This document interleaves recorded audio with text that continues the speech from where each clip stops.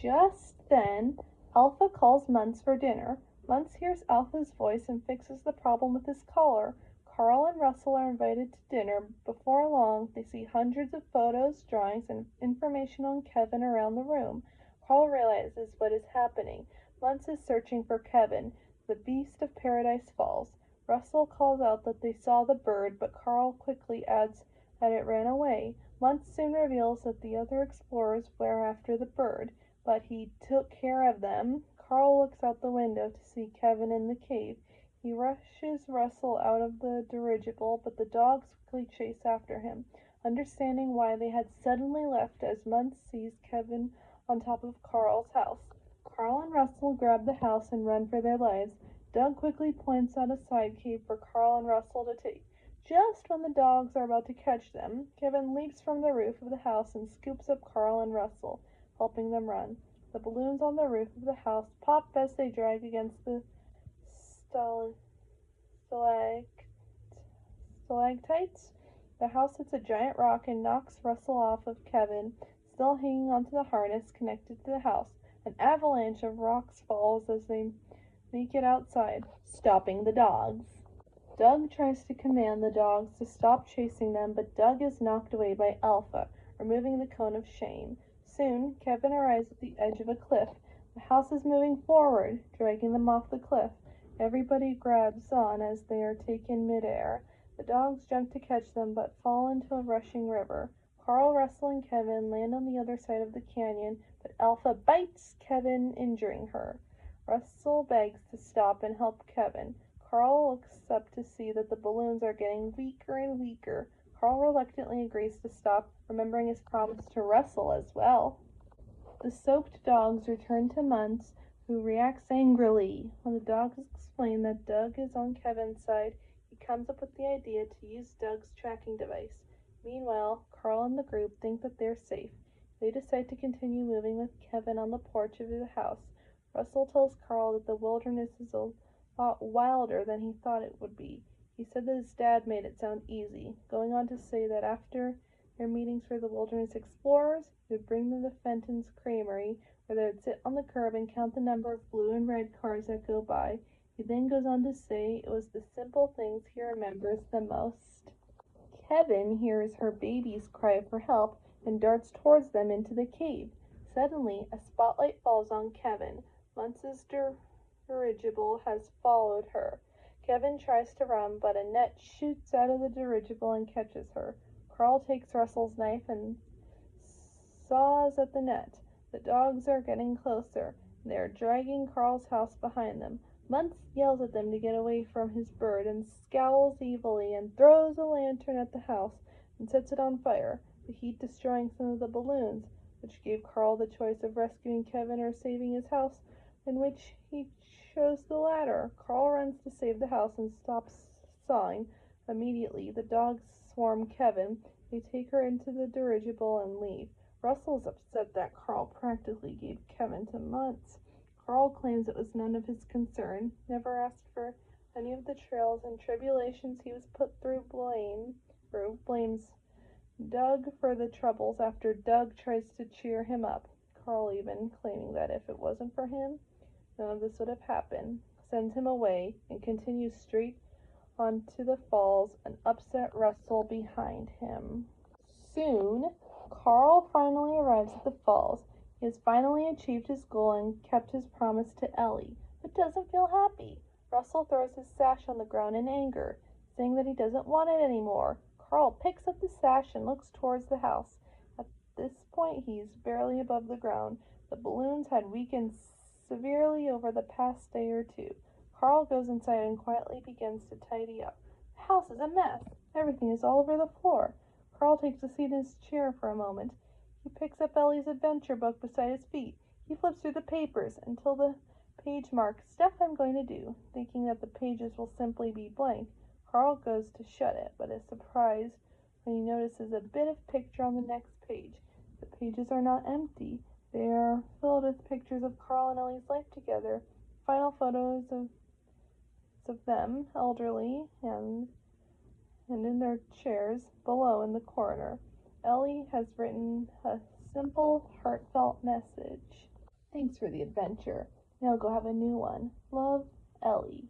Carl learns that Ellie saw their simple life as her adventure. Carl looks at Russell's sash and crosses his heart. Back outside, Carl goes to find Russell but sees him grab a large bunch of balloons and a leaf blower. He declares that he'll find and free Kevin even if Carl won't help him and flies out. Carl attempts to follow him, but the balloons' depletion prevents the house from flying any higher. Carl throws a chair off the front porch in frustration. Carl then comes up with an idea.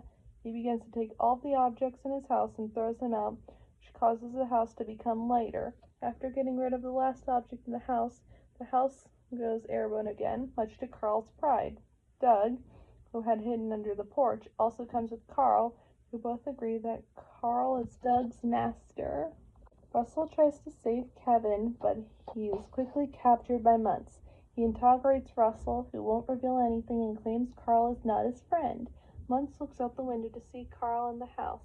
He demands the dogs to guard Kevin and get rid of Carl if they see him.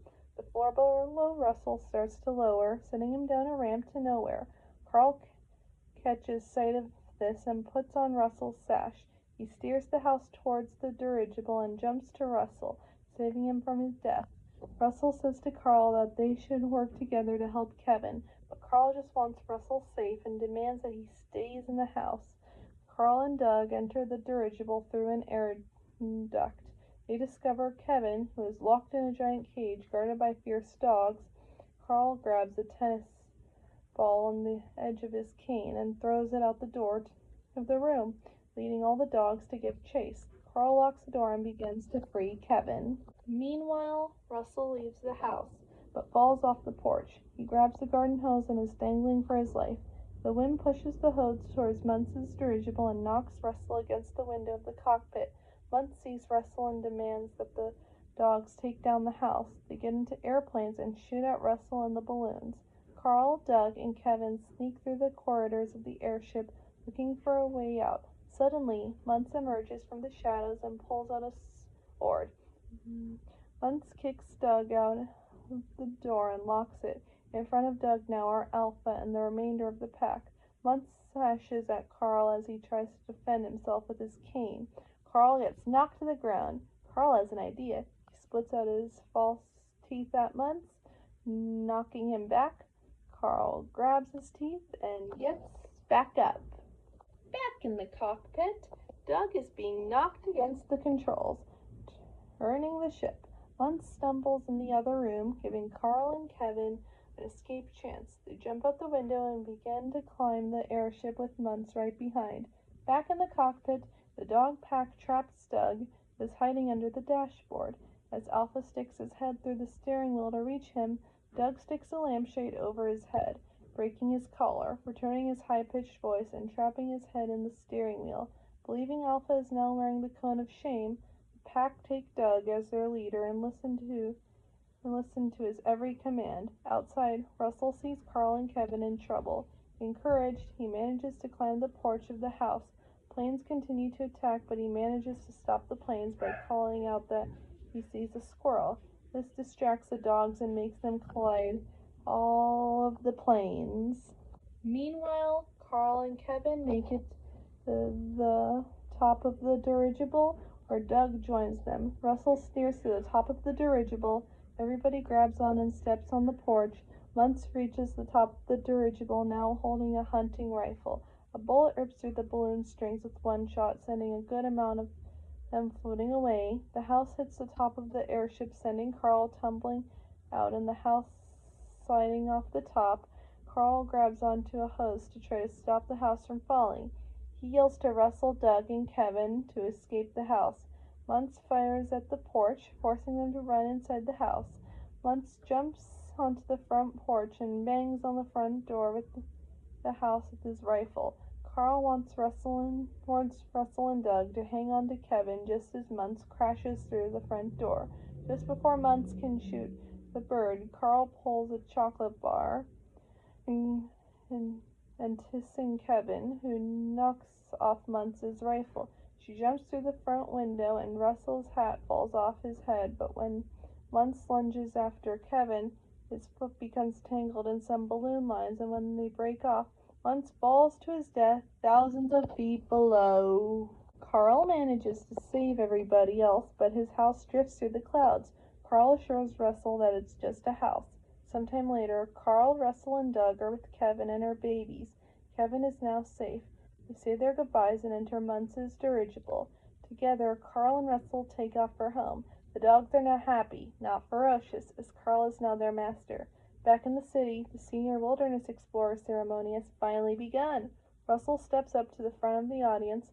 The campmaster asks for someone to come up for Russell, and Carl has arrived just in time. He awards Russell with the grape soda badge that Ellie had given him. The dogs howl with approval. Carl and Russell sit on a curb in front of Fenton's Creamery, licking ice cream cones as the dirigible floats overhead. They count the red and blue cars that pass by. Soon they begin to point out things that aren't cars, such as the fire hydrant and a balloon. But nobody minds, as it was just a simple game, something Russell cares for, and something Carl will remember for the rest of his life.